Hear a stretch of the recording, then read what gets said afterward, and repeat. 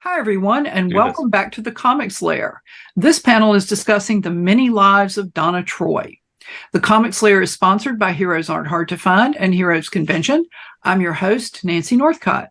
And I'll start by, before I start, spoiler warning. We are going to be talking about many different comic books, many different video properties. And so if you are not current on one that you care about being current on, you might want to wait and come back and view this panel later.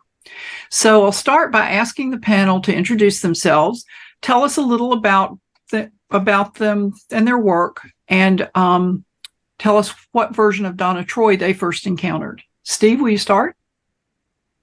Yeah, I'm Steve Sellers. I write for Omen Comics and Revelation Comics. I've written such titles as Blitz, White Druid and Michael Nero, and so on. My most recent thing that I have out is an anthology series that I'm part of called Blood World, where I do a neo-Arthurian space western set in the asteroid belt.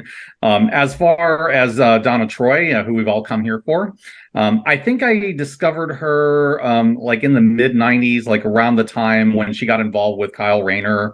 I eventually went back and read all the new Teen Titans, and that's really my Donna Troy, to be honest, the Wolfman Perez version. And then, we've just seen her in so many different incarnations since that it's kind of hard to keep track of them all, but we'll get into that. Okay, David? My name is David R. Slayton. I'm the author of the Adam Binder Urban Fantasy series from Blackstone Publishing. The first one's White Trash Warlock. Trailer Park Trickster and Deadbeat Druid are the sequels. I have my first high fantasy coming out on Halloween 2023. It's called Dark Moon Shallow Sea. Kind of fits the brand. You can feel it. And my exposure to Donna, I actually really got into DC Comics largely through the New Titans. That's kind of when I discovered them.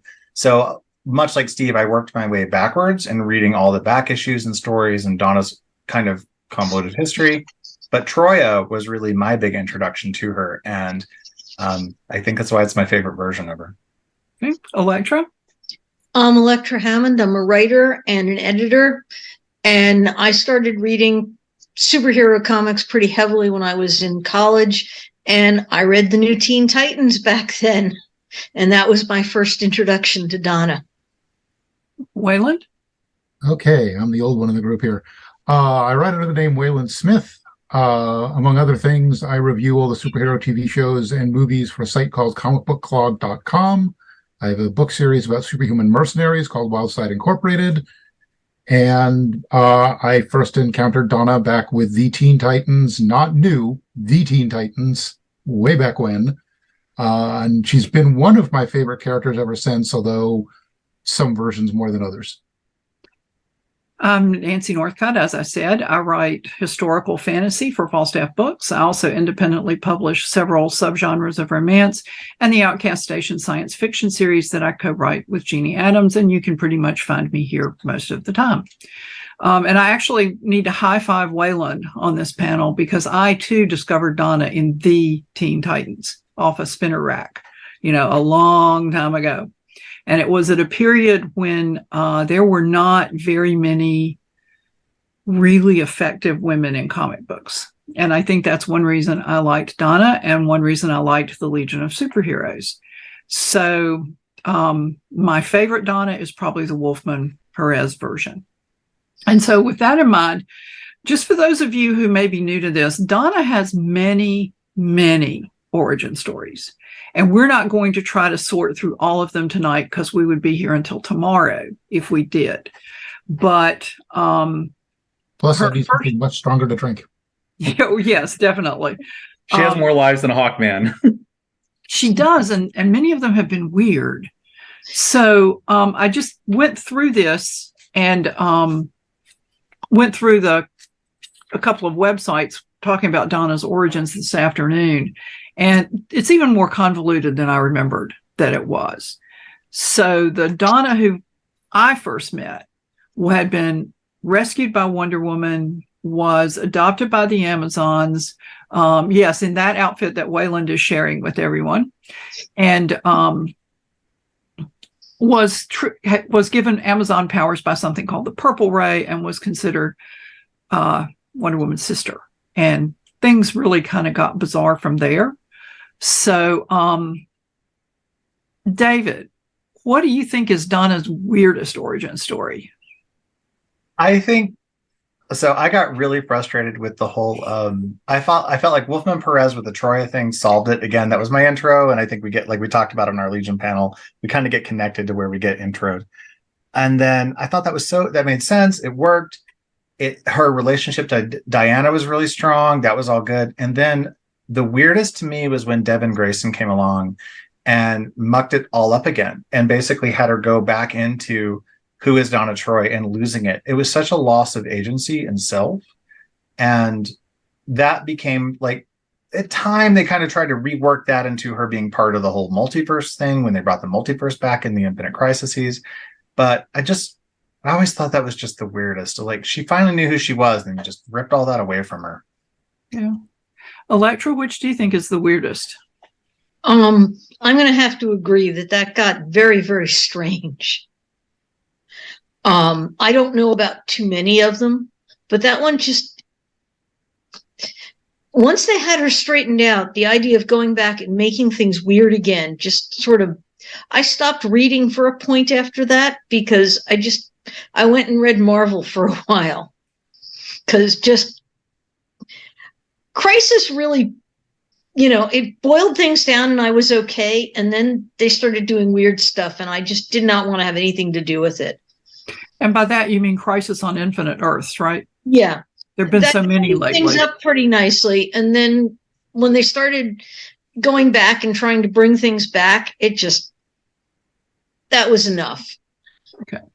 Wayland, which do you think is the weirdest? There was a relatively recent story, I'm going to say within the last 5 years, and it was yet another Justice League versus Teen Titans, because they like to do that for some stupid reason, where they suddenly announced that Donna was not, in fact, a real person. She had been created as a weapon to stop Diana if that ever became necessary. And that was one where I would really like to have a prolonged chat with whoever wrote that. And I'm not threatening them. I don't mean physically. I really want to talk to them and find out what the heck they were thinking to do that. They were a big Buffy fan. That's straight out of Buffy the Vampire Slayer. Well, they should have stayed there. Steve, what about you? Yeah, those are pretty hard to top. The one by John Byrne, where she was a magical playmate. It was manipulated by this being called the Dark Angel. I'm like, no, you didn't need to do that. Why do you keep mucking with continuity, Byrne? I think Marv did it okay. You didn't have to mess with it. I just don't get it. Well, that's the one I would pick as well, that she was created to destroy Diana, and then the Amazons gave her false memories so that she thought she was Diana's playmate, and they became sisters again. And it's like, my mother used to have a saying, when you went way out of your way to get somewhere, that you went around Robin Hood's barn to get there. And they kind of went around Robin Hood's barn from where they started to end up more or less where they started in the first place, except there was weirdness along the way. And the whole idea that Donna was not to be trusted because she was under this dark influence. And it might have been interesting if they'd really done something with it. But in her interactions that I read with the Justice League, it was like, oh, we can't trust her. And that was it. There was no exploration of anything. There was nothing about its effect on her as a character. And it was sort of like, why did we think this was a good idea? We can't trust her because the writer said so. That's right. We can't trust her because the writer said so. And that was, for me as a reader, really frustrating. And then I think, and I want one of you all to correct me if I'm wrong. All of you are free to correct me because I'm pretty sure I'm wrong. Then after Crisis obliterated Wonder Woman, and Donna's Teen Titans stories were still in continuity, that's when this Dark Angel thing came up, right? Or not? I think there was a gap. I want to say, because I think they kept her origin as orphan rescued from a fire, except for a little while they were saying a shadowy, mysterious figure rescued me. Yeah, and it's like they were. Yeah, this was a retcon from Byrne's Wonder Woman run in the 90s. I want to say 94, 95. Okay. Yeah, the whole, and that's which Crisis do you mean? Crisis on Infinite Earth is what Wayland's saying, and then that shadowy figure was eventually revealed to be Phoebe, the Titan of the Moon, who had come back and essentially split herself off, but that explained how she was saved by a divine figure, but it wasn't Diana. So, well, and then we have all of Donna's past origins are true because she's like a node of the multiverse or something like that. That's after the Dark Angel thing. So that was when they were doing Infinite Crisis, and she basically was another of harbingers. I never could say that word. Variants, right? So she was basically supposed to be in that role, so she could open the orb and see into the multiverses, which is why she led the crusade into space to stop the giant hand of doom thing, and weirdness pursued. I think that's the next big Comics. animated project across the Donnaverse. The Donnaverse, that's a good expression for it, because there was something about before she was killed by a rogue Superman robot. Yep. That was Graduation Day, where Graduation Day, but they she merged had Young been, Justice and Titans to start the new Teen Titans series with some of the older people like Starfire and Cyborg acting as mentors to the young, and a reincarnated Raven who was a teen again, or at least new adultish, so she kind of bridged the two worlds. but there was something about a sorceress had kidnapped her and she had to keep reliving horrible lives that ended tragically. That was And the then Dark Angel. That was the That Burn was- retcon, I believe. That was all part of okay. I'm the moderator. I should be the least confused person on the panel. But when I started reading this stuff, I thought, well, we'll wander through it and I'll hope that the panel can help me make sense of it for me and anyone else out there who's confused. Electra, you're shaking your head. Did you want to No, add? I think the source of the confusion is a lot of these writers just did not know how to deal with a woman that had that much agency. And they lost their shit. So they killed her off. They brought her back. They made her young again because younger women are easier to control. They couldn't cope with the idea of this forthright Amazon woman that had powers and was just right up there with the men on the team. So they did all this weird stuff to her. Well, The reasons they loved her are the same reasons why they couldn't write her. Well, let's talk a minute about the Titans of Myth story, that was like the 4-issue miniseries, The Return of Donna Troy, right? When they decided to bring Donna back. And the Titans of Myth, thank you. Waylon had props. He warned us before we started. Yay! That's the one with the orb, by the way. So that's the costume after that. Carl Reeves, but that's right there under her arm is the orb. Okay. So the Titans of Myth story was springboarded off of Donna being reborn after she was killed in Graduation Day. And then they took her off and gave her memories of being like the goddess of the moon and being married to this moon god, right? I think so.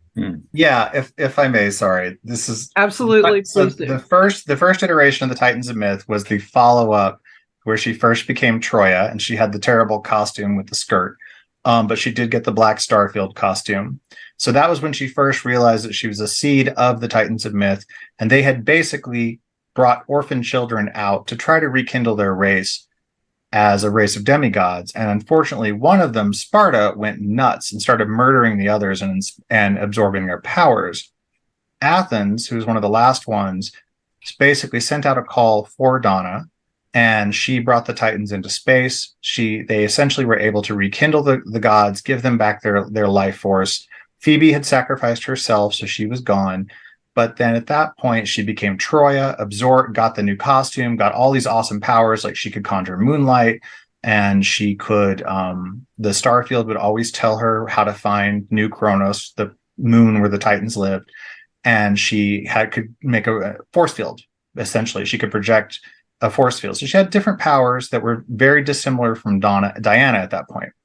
Then, years later, after like the Devin Grayson run with the weird thing where they mixed her up again, that's when Graduation Day happened, and the Superman robot killed Omen, Lilith with the snake arms, and killed Donna. And that's what essentially put an end to the Titans and Young Justice, because they were both present. She saved Dick's life in that moment, and it was such a glorious, amazing death, because the Superman robot is just about to take Dick out. You know, he's not superhuman. And Donna just slugs him. She's on top of the robot and just got it pinned and just wailing and just beating it into pieces. And he laser visions her right through the heart. So the death was very tragic. It was on, and then they went to Paradise Island and the funeral.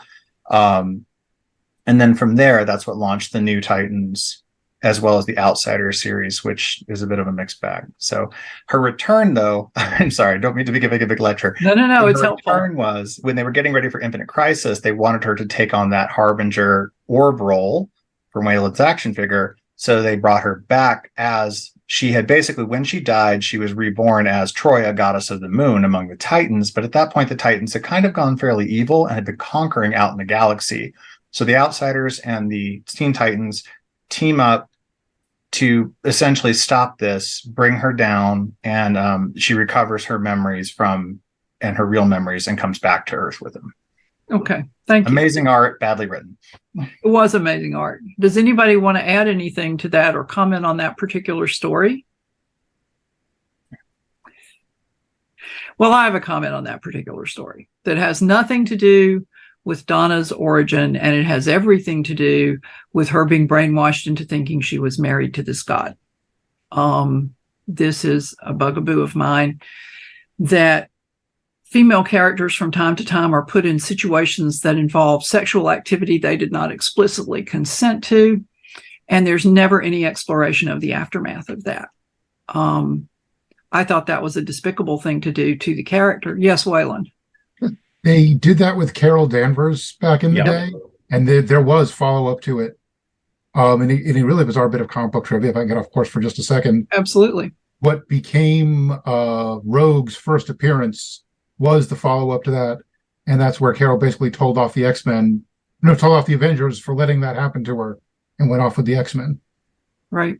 But that wasn't right after that, was it? That was no, there was years in between. Yeah. It's like it's a problem. I think that's considered to be an accepted trope in a superhero story. And really, I don't think it should be, but I don't think any of us really love this story. If anybody wants to say anything else about it, we can continue to talk about it, but no. Well, then let's switch gears. What's everybody's favorite Donna Troy story? Electra, what's yours? I don't know. I think I really like the early New Teen Titans stuff when they first got together. But I don't know that I can pick an exact story. I just used to really enjoy reading it, but it was a few years ago. Okay. Wayland? My favorite individual Donna story, and unfortunately I have to specify because they've stolen the title 3 or 4 times now, but the original Who is Donna Troy story, where as a wedding present, Dick manages to actually sort through her past, figure out who she was. It is a gorgeous story. It highlights Dick's detective skills. The whole thing is a story about her. There's not even really any action in it, which was sometimes some of the best comic book stories. And it was a gorgeous piece about friendship. A phenomenal story that I believe has now been edited out of continuity at least 4 different times. Steve? Yeah, that would have been the one that I was going to mention as well. It is a really great story. I will add that like some of the early panels in that story drawn by George Perez are beautiful visual storytelling. I mean, everything just moves from frame to frame almost cinematically in this film noir style almost.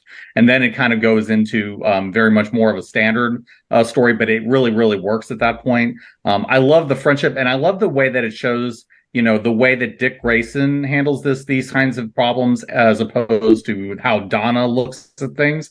You know, she's somebody who's more inclined to take things at face value, whereas Dick Grayson's always kind of looking for the angle because that's the way he was trained. You know, he's the Batman's, disciple at that point. And the way that they kind of go into how their relationships with their mentors are different.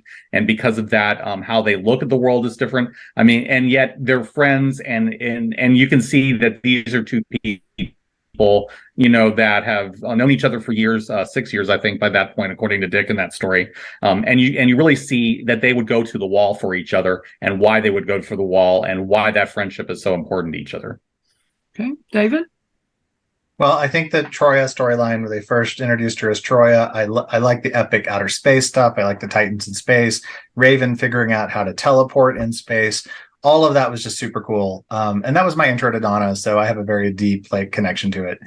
But if I had to pick like one issue, there was a Detective Comics issue, I believe, where Dick and Donna comes to Gotham, and Dick's having a hard time, and Donna just plays basically, Nightwing Batman with him. And instead of it being this very high, superpowered adventure, she just helps him stop some robbers. And it's just a cool, like, day in the life moment that really highlighted the friendship. Yeah. That was a good one. Just a really good slice of the two of them and their friendship. And I love that their friendship is not a romantic thing. I love it as more brother and sister and found family. And kind of to Elektra's point, I think another really big problematic thing about Donna is how, as a strong woman, she's not allowed to have the happiness and the marriage with Terry. She has to be, she basically has to sleep with all these different guys. She has to have these different relationships because I felt like some of the writers didn't know how to write her without a romance. And I don't think she needed it. I think she was, I liked her happily married and all that. So. Well, who is At Donna? least they didn't insist on pairing her off with Dick.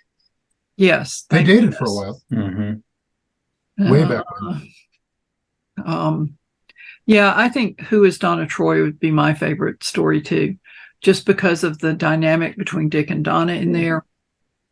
It showcases Dick's skills, as everybody said, and yet it really shows how important they are to each other, in that she would turn to him for this. I mean, she has the whole superhero community to turn to if that's what she really wants, but she turns to Dick, and he puts aside everything and really dives into it. And I believe it early when she first asked him, he goes, I don't know why I didn't think to do this sooner.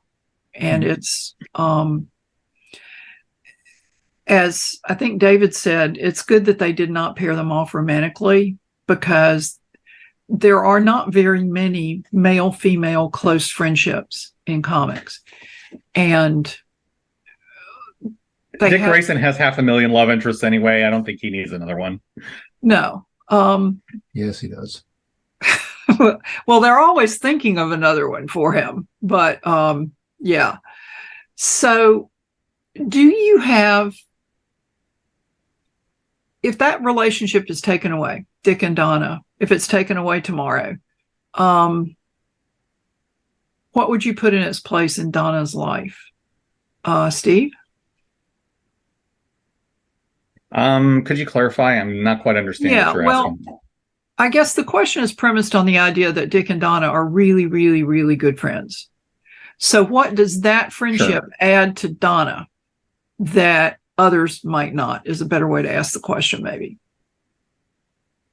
I would say the thing of it is like, I think she shares this to a certain extent with the original Titans in general, and some of the Wolfman Perez Titans as well, like Starfire. She has a very good relationship with. But I think the thing is that Dick Grayson is the rock that everyone relies on in the Titans, and particularly her. Because she's somebody who is very much more in touch with the Amazon way of thinking, more the idea, peace and love and these sorts of things. Whereas whereas she's not really somebody who is a cynic or a detective or somebody who is used to, looking at the world and, seeing patterns. And Dick Grayson is the guy who always sees patterns. He's the one that, always is able to see the truth under the surface, sometimes to the point where it's annoying. But I think that's really kind of what binds them together in a way, because they're both interested in truth. Her because she's an Amazon and she has that close relationship with Wonder Woman. Him because he's the disciple of the Batman and he's a detective, and that's just the way that he's hardwired. And because of that, they have that common interest, but they're also look at things a little bit more differently. I mean, Dick Grayson will usually, for the most part, look at things more dispassionately, although he is more social than most people. With Donna, I think she's really more of the heart, more of the emotional core, and that's kind of why I think they work so well in the leadership role among the Titans, because he's very much the intellectual thinker. He's the guy that's always kind of looking for the pattern and looking for the plan. and she's always the one who's kind of looking to see, how can we resolve these things, with a diplomatic solution, that kind of thing, like Diana does. David? Well, I'm just kind of pinging off what Steve said. I really like her relationship with Diana. There was a brief period when they were living together in the same apartment in New York. I thought that was super cool. Like when she and Diana basically embraced each other, and Diana said, you are my sister, that we have different origins. And when Diana really welcomed her in, and I thought that was such a great relationship. So if you had to lose Dick from Donna's life, I think that would be a great thing to spring off of.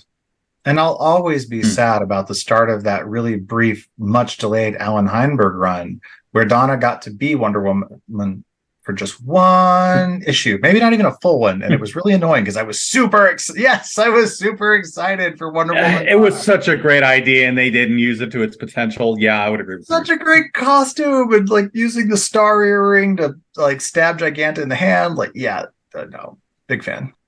Okay. Elektra? I think without Dick, she's going to have almost blinders on and just focus on the task at hand.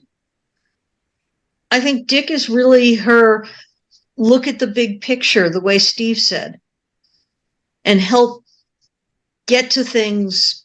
The two of them really play off each other well.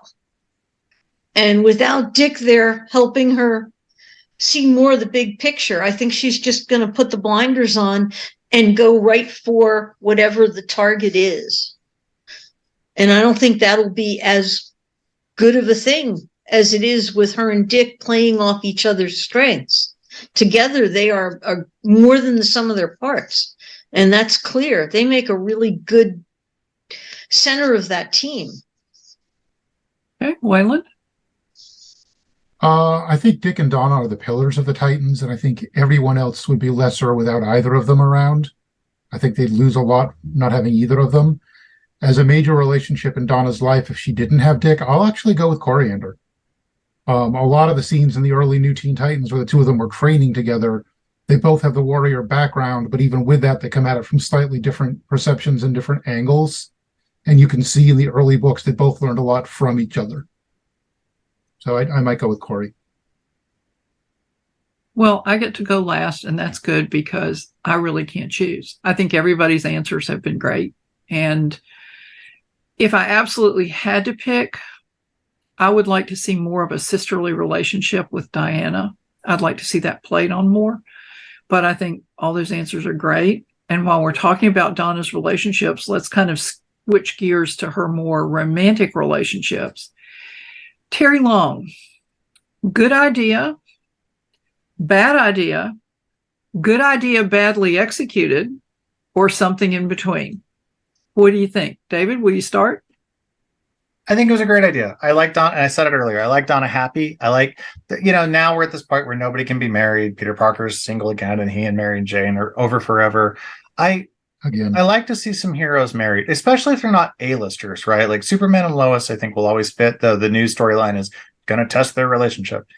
I honestly think that I liked Donna with Terry. I like that she had a whole life, because when you're on an ensemble and you don't have a solo book, you're a part-timer. And so knowing that she has a life outside of that with a husband who's different than her and has different interests, I thought the Terry thing was great. And I thought killing him was just, with the whole Dark Angel thing, was just kind of mean-spirited, and killing her kid too. Okay. Elektra? I thought that was a super relationship, and I thought they handled it really badly. I mean, I agree with a lot of what David said there. It was a really solid pairing, and when they were together, I thought it was written really well, and I was really unhappy when they that really just hurt, Okay. Wayland? Phenomenal idea, horrible execution. If I'm remembering right, he was a historian, I think. Professor, right? College professor, yeah. Another fantastic moment, actually from their wedding. The wedding issue was this huge thing that went on for forever. And there was this great moment of Terry meeting Hippolyta, and you could see his mind melting. It was a wonderful little scene. I thought he and Donna were great together when they were sort of mentoring the time traveling and mostly forgotten Teen Titans. I thought that was a good story. And yeah, killing him just seemed utterly pointless, and I don't think any of her other relationships has worked as well either before or since Terry. Okay. Steve? I think it's kind of complicated because there is a certain level of the writer's barely disguised fetish involved with Terry Long. But at the same time, I feel like the way that he wrote it was so good that you almost didn't care because he was able to bring the genuine emotion there, and he was able to at least, justify it in terms of a narrative viewpoint. So it's like, okay, maybe it's kind of weird imagining, this Amazon, pseudo goddess, being involved with a middle-aged college professor, but at the same time, it's like, the way that it was done was so enjoyable to read that, it's like, okay, you can kind of skate over and not really think about it. That having been said, like, even with that question, it's like, I don't like the way they were killed off. It's just John Byrne, clearing things away because he wants to do his own thing, and he'll bulldoze over things that he doesn't like, just because he can do it. And I've never really liked that approach. I think it's disrespectful. I think it's disrespectful to Marvin, to George, and to all the people that worked on that book. And it's definitely disrespectful to the characters of Terry and Donna. So it's like, yeah, I'm not a fan of that. So it just ended up being a mess by the end, unfortunately. I liked it at first. The age difference bothered me mainly because I'd seen so many episodes of The Love Boat where men in their 60s were hooked up with women in their 20s. And it's kind of why is it always the guy who's older kind of thing? But I liked their dynamic. I liked the fact that Terry was okay with the fact that she was a hero and was going to be zipping off to do superhero stuff from time to time. And I liked the way he and the Titans seemed to get along really well. Where it started to go south for me was the point where it started to go south for the characters. He and Donna had a fight because he was trying to get ready for tenure and he needed her help to write a paper. Unless his paper is about Themyscira, he doesn't deserve tenure if he can't write it without her help. And I thought, I've known a lot of academics, and I thought that is just embarrassingly stupid. It's just, I would never turn to as somebody who's been an academic, I would never turn to my girlfriend for that or wife for that. That's no. Yeah. And so that was irritating. And then they went and killed Bobby and killed Terry. And then, now Donna's free to have other relationships, which is, we could do a whole panel on why women have to be freed up to have relationships with superheroes. But it's what we were saying about Donna, about she can't be happy and she can't have a family, contrasts with a panel we did a couple of weeks ago on the Fantastic Four, where the family dynamic is so much a part of the book, and the exploration of marriage and parenthood is part of the book. And a friend of mine, I'm not going to name because I don't know if she would like me to name her in this context, had this theory that any woman who is really, really strong in fiction, what some people would call a ball buster, has to have a weakness. We were looking at several police thriller series, and she was saying this woman is too powerful and they had to give her PTSD from childhood abuse to make her acceptable. And I sometimes think the comics kind of go that way, that if you are a really, really strong female character, you can't be a fully integrated person. Now, I see Waylon nodding. I don't know what the rest of you think. Do you think that's on point? Do you think it's an overstatement? Where are you with it? Electra, will you start?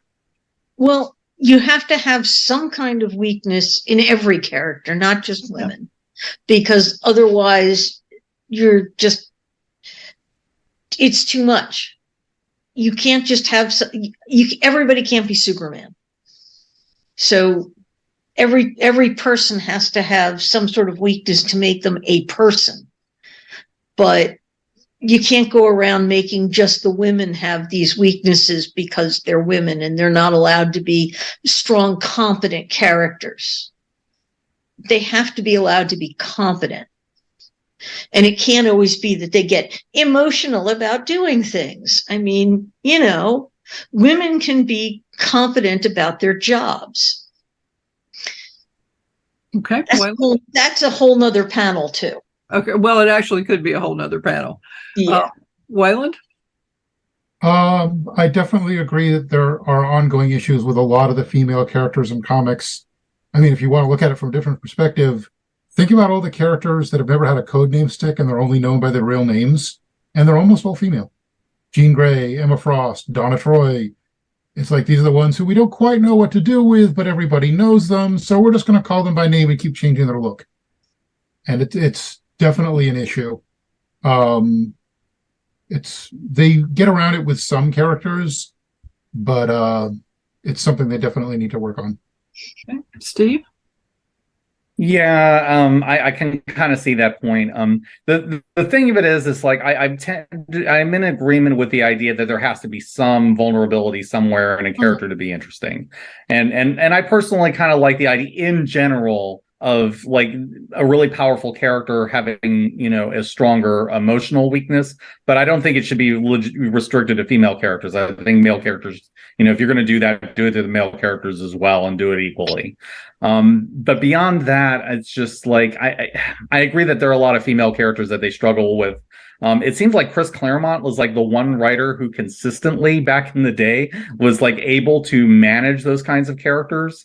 But it seems like a lot of other writers, trying to handle really strong, like physically powerful characters seem to really kind of struggle more with it. And it really is kind of a shame, because I don't see why there can't be a character like a Phoenix or a Binary or, a Troya or a Diana, who is capable, of standing up to the most powerful, male characters, and also being competent and also being emotionally strong and able to overcome their problems and things like that. So yeah, it is an ongoing issue. They need to work on this, and it's a day at a time. Okay. David? Yeah, I feel like it's getting better, but I still feel like it has so far to go. What you said about having to give this character PTSD, I had a friend who wrote an amazing book, and the character, it starts with the character diving off a boat to save a child because a child has been dropped from another boat, and she thinks, is that garbage? Wait, I think I saw eyes. And so she leaps into the water to rescue this kid. And one of the editors said, well, I think you need to give her like a traumatic childhood backstory, and that's why she would do that. Like, wouldn't you just rescue a child in that moment if you thought a child was drowning?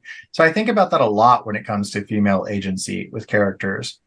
It's one of the reasons I like James Robinson's brief JLA run with Donna and Dick, because Donna was, so when she got her silver lasso and she was competent, she was growing, and it was all about them growing into the full adult roles, which is a place they're going again now with the GLA, with the Titans taking on that is the next upcoming storyline. And I thought that was a great take for Donna. And it also reflects what Elektra was saying about Donna's kind of a little bit impulsive. She is a little bit of a warrior. That can be her weakness. It doesn't need to be men. It doesn't need to be, that she has a dead kid. It doesn't have to be any of that PTSD stuff or anything traumatic. It can be the fact that she's a warrior. That's what got her killed. Is she, in her defense of Dick, she went kind of, medieval on that robot, and it got her killed. So using that kind of an angle instead, her impulsiveness, the fact that she can be a little quick to punch, whereas Dick is the brains of the operation, I think it just kind of comes down to knowing who the character is and keeping to their core, and only violating that when they're absolutely pushed to the edge, which you could argue, saving Dick's life in that moment would take her there. But yeah, I think it is getting better, but you're seeing so many more women writing comics and being involved at different characters right now, and DC's doing a lot of that work, and I think it is helping to kind of remove some of that toxicity. Okay. Just a comment. The only person who doesn't jump into the water to save the child is the one that can't swim. Yeah. Well, that's the hook. If she can't, she's not a good swimmer. And the book is called Learning to Swim, by the way, and it's brilliant. But she's not a good swimmer and doesn't know if she's going to survive this, but she can't let that child drown. Then that's just an awesome way to start the book. Yeah. Great hook. Yeah. Well, Donna's had a number of relationships, and one of them, as somebody mentioned earlier, I think it might have been Wayland, was Kyle Rayner when she was in the Dark Stars. And so, A, did you read Dark Stars? B, do you remember it? And C, what did you think about that relationship if you remember it? Wayland, do you want to start? I think Kyle is another one of the characters that had a great initial run, and then they never quite knew what to do with him after there were other Green Lanterns again, because for a while he was the only one. And then he was part of a very bizarre version of the Titans that was led by Roy Harper in one of his ugliest costumes ever, and that's a feat. And that's where he and Donna met, if I'm remembering right, and they got involved there. And then when Donna changed identities, power sets, code names yet again, and became one of the Dark Stars, which were really bad Green Lantern knockoffs, they had some space adventures together. I think they were an interesting pairing, especially since they were both artists. Donna's always been a big photographer, and Kyle is an actual visual sketch artist. I think there were a lot of ways the relationship could have been really good, and I think that was another one they let peter out because they didn't quite know what to do, and I wish it had gone on either longer or at least done some better things with it. Okay. Steve? I guess I will kind of start with where I started. I read a little bit of Dark Stars way back in the day. I remember Michael Jan Friedman came up with it originally. I don't remember a whole lot about it other than she was a Dark Star at one point, and she and Kyle Rayner, teamed up on various occasions, and they became a thing after that. But my feeling about that relationship was always, it could have been an interesting relationship if it had been at a different time in Kyle's life, because at that point, I don't think Kyle was mature enough. And this has always been my problem with the early Kyle stories. It's like they were trying to prove that he was as good of a hero as Hal Jordan and the other Green Lanterns that he replaced. There seemed to be almost like a self-consciousness about like a lot of his early stories. They eventually got past that. I feel like Morrison's JLA, I feel like Judd Winnick's run on Green Lantern for a while, and then the Rebirth stuff, that kind of solidified Kyle in a more mature way, and then he really became the hero they were trying to prove he was. But at that point, I just kind of felt like they were trying to hook him up with her, and we see this as well with Jade later on, to try to solidify, yeah, he's a true hero. Look at all these other characters around him that says he's a true hero. So that kind of stuff always kind of stuck in my craw a little bit. But I actually don't have a problem necessarily with the two hanging around with each other or being together, to at least to a certain extent. I can see some logic behind it, and I can see where at the time, okay, they're both, being in respective corps doing similar things would have been interesting. It's just that, at that point, Donna would have been a lot more mature than he was, because she had been married. She had, had all these years with Terry and with the Titans, and she'd been heroing a lot longer. And Kyle was still a relative newbie. I just feel like it just didn't fit at that time. But, if it had come around later, or if they had, reset it in a way that was similar to like Dick Grayson and Barbara Gordon, I might have a different reaction to it. I just feel like it was interesting. It was just not at the right time. And I think in their respective careers for that to make sense to me. Okay. David? I just always felt like Donna's entry into the Dark Stars felt like a weird shoehorn in, right? I got what they were trying to do. It was very 90s, right? They're the dark cops of the universe, and the core is dead, so somebody has to fill that void, which has its potential. And the idea that, again, she's single and she needs something new in her life, and going off into space to be a space cop is logical. She doesn't have her Titan powers. She's relying on the Dark Star armor. I didn't hate it. Like, I do kind of agree with what Steve is saying. I agree with a lot of what both Wayland and Steve are saying. I think that it felt kind of weird in the experience gap. If that had been a bigger part of the story, right? And if it had been something that addressed, hang a lantern on at least, pun intended, talk about the fact that so much more than I do, or, and as long as it's not in a creepy mentor way, a la Terry, then I think you've got I think you could do some things with that. So it was just a weird fit. Okay. Electra? I haven't read this, but now that I'm hearing people talk about it, I want to go look it up and see what it's all about. It sounds so weird. It was. It got like a 12-issue run, didn't it, Wayland? It was pretty brief. Something like that. It was part of one of the really big space crossovers they did. I cannot remember which one because there were so many crammed in together. This was like in, it was around 1993 because that's when I had my comic shop going, and I remember that was part of our inventory. Yeah, it was just Give me big. something It came to- out of to nowhere. They ask tried to for. make them a big thing, and then they went away, never to be heard of again. I've He got is on a ju- a show coming up. It'll give me something to ask for. There you go. They came Kyle back is with like on a a DC villainous Heroes jigsaw form. puzzle that my guys gave me for my birthday one year. He's like one of the prominent figures in the front. It's a 1,000-piece puzzle. There he is. I read The Dark Stars. I don't remember particularly liking it or disliking it, and I don't remember much about it. So I think it didn't really grab me. I bought it in the first place because Donna was in it. And, I thought the armor was kind of cool looking. But that's really all I remember about it. So before we switch gears to Donna in other media, the relationship that she's had the most often on and off is Roy Harper. What do you think about, do you think that relationship should have more legs? Should it be more of a constant thing? Or do you think it should be done and dusted because they've tried it so many times that it never goes anywhere? David? Friends with benefits, man. Just call it that. Just be like, you know what? This never works with us. I have same time next year. Does anyone remember that ancient movie? Just like that. I love you, but I cannot be in a relationship with you. I will meet you on Mars, for a weekend getaway once a year. I think that's the healthy resolution. Electra?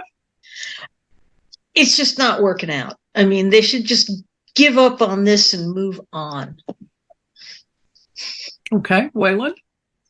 There are a lot of people who have the one in their lives who they're together for a while and it gets really intense and it goes bad and they split and they're like, oh, but parts of it were good, and they keep getting back together when everyone around them is telling them it's a bad idea. And I kind of think that's where Roy and Donna are. Kind of the flip side of Donna. Roy, they made into a really hardcore womanizer for a while, and I'd argue that he's never had a really good, serious relationship. So they're characters that contrast a lot, very interestingly. I wouldn't mind seeing them occasionally sort of link up for a while and split again, kind of like what David was saying, actually. But as an ongoing, steady relationship, I don't see it doing well for either of them. Okay. Steve? Yeah, I think the thing with Roy and Donna is they're trying to be like the Ross and Rachel of the Titans, and it goes back and forth, and it just doesn't work. Hold on a minute. Sure. Therapy. They just need to go to therapy. Individually or couples therapy? Because that would be really interesting. Just couples therapy long enough to be like, y'all are toxic. Stop doing this. That would be I an would interesting love to book. read that story. I would love to write a therapy like anthology where different characters come. And the first person we start with is Bruce Wayne. Well, and Oh, the boy. therapist to the superheroes, that'd be awesome. I have some very mixed feelings about the show, but I will say one of the best things they did on the Harley Quinn animated series was her getting a look at the inside of Bruce's head and just going, dude, you've got problems. Actually, before we move to other media, Wayland, you said something about Teen Titans. Did you want to say anything else about that, or does anybody else want to weigh Teen in? Titans were another 90s book that has almost entirely been forgotten, fairly deservedly, where a group of Titans, see if this sounds familiar, a group of Titans came back from the future to kill someone before they caused this horrible future event. And actually, they originally came back to kill Donna. And then they somehow or other figured out she wasn't the problem and ended up living on a farm with Terry and Donna, and they were mentoring them. And it was a very odd group, which included yet another version of Terra and a vampire. And then at one point, the evil future Deathwing instead of Nightwing came back to try and hunt them down. Most of those characters, I think, have been killed at this point, and the ones that haven't been have sort of faded into obscurity. It wasn't the best book. It had some really bizarre ideas, but it was one of the few times we've seen Donna as an ongoing, really good, I know a lot, I'm going to teach you character, and they didn't really undermine her during that run. She actually did a pretty good job of riding herd on these kids from the future.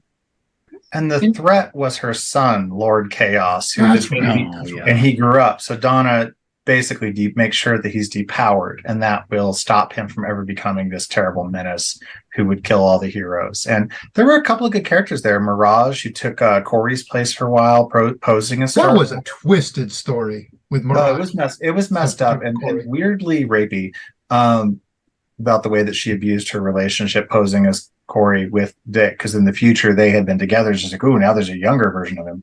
It was creepy. I'm with Waylon. That was the Dick a couple of times. Anybody else? Steve, Electra, you want to add anything? Yeah, I would like to finish like what I was saying about Roy and then I'll get into that. Well, I think the thing with Roy is, yeah, I'm kind of in agreement with everybody. I mean, it's one of those things that's fine for an on again, off again thing. Like I said, it's very much trying to be Ross, Rachel, but it just, it's not one of those things that I can ever see, permanently working out. It's just that, they kind of get together every once in a while and then they just kind of drift apart and, they just go back in that cycle and they can't quit each other completely.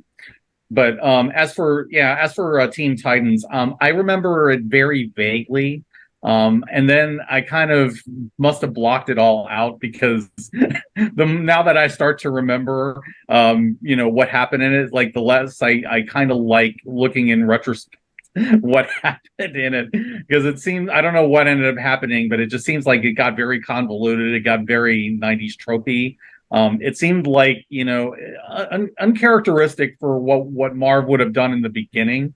And it just seems like it's just one of those things where some writers just kind of stick on like so long and they're trying to find new things and then they just kind of lose their way. And I kind of feel like that's kind of where this went. So I try to forget that it existed. Well, and I have to give the writers a little bit of slack here, because what happened was the idea is that they didn't know who the big villain was during this giant crossover that spurred them coming back in the past. And it turned out, is it Captain Atom? I can't remember his last name. The silver guy in the DC universe. Yeah, Captain Atom. Yes, Captain Atom, yeah. Yeah, so it was supposed to be Captain Atom. He was supposed to go bad, but it got leaked. And so that was Armageddon. Yeah, that was Monarch. Yeah. Yeah, so he was supposed to become Monarch, and so the Teen Titans were all part of that fighting Monarch, and basically DC recoded it to make it Hawk instead, that Hawk would become Monarch, because they're like, oh, okay, we can kill off Hawk and Dove. So there was definitely a, they had to correct when they realized that their big plot twist had been leaked, and they needed to fix it. And that was before social media. Yeah. Electra, which is funny because I was watching a video earlier about Game of Thrones, and apparently they did the exact same thing. Yeah, we know that everybody knows that what we were planning, so we're just going to change it in midstream. I think George R.R. Martin even called it not good writing to do that, which is funny. Yeah. We're going to go back in the past and kill somebody so the future doesn't happen. That never works. I mean, I think we figured that one out yet. It just, everybody tries it and it just doesn't work. Hitler's still here. The reason they haven't figured it out is because all these futures are coming back from are post-apocalypse, so they haven't seen Terminator because it's not around anymore. Yeah. This was around the time when New Teen Terminator. Titans. Yeah.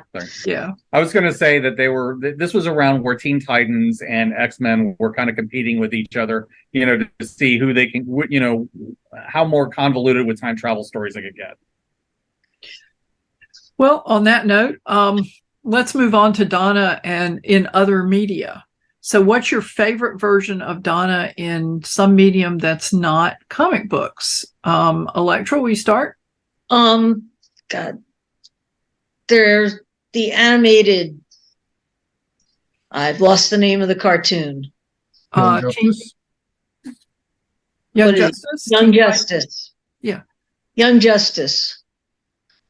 I really like what they've done there. And for those who haven't seen the show, what did they do? I just like the characterization because they're letting her have a lot of agency as far as the team goes. Okay. And I'm enjoying the plots with it. You guys turned me on to it in one of the other panels, and I finally got to see it. Are you current? Have you seen the latest season? I have not caught up yet, but I'm enjoying them. I didn't mean to cut you off. We're just No, that was all I had to say about it. I'm really enjoying them. Okay. I like the characterizations there. Okay. Wayland? I can only think of two. She's been an occasional appearance in the Young Justice cartoon and the HBO Max live action series. She hasn't really made the jump out of comics like a lot of the other characters have. Her first appearance or two on the HBO Titans, they had her dead perfect. She looked right. She had the same attitude. She was a photographer. It was wonderful. And then they gave her the stupidest death ever. And then pretty much got rid of her. So I'm hard pressed to pick a favorite between those two, because the hints we've gotten of her in Young Justice have been great, but she's not around much.